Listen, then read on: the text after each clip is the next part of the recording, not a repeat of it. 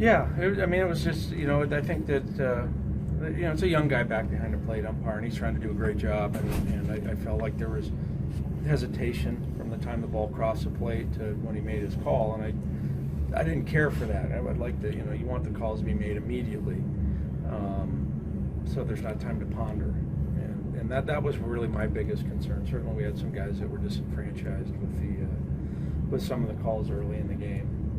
But to me, it was really kind of the hesitation there was really kind of got under my skin. And Billy was upset and threw his helmet down or whatever, and then he gets hit with, the whatever uniform conduct fine or whatever it's called. And, I kind of felt like it wasn't a good enough pitch for this kid to be fining Billy for throwing his helmet down, So, I said something obviously didn't like. He threw me out.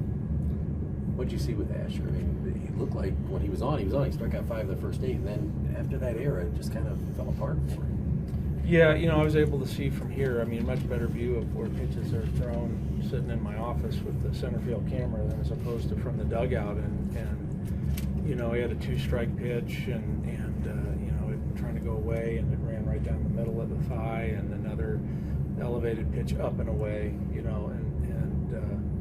they got some big boys that they'll hit that high fastball out of the ballpark, and they did. They didn't miss the pitches they should hit.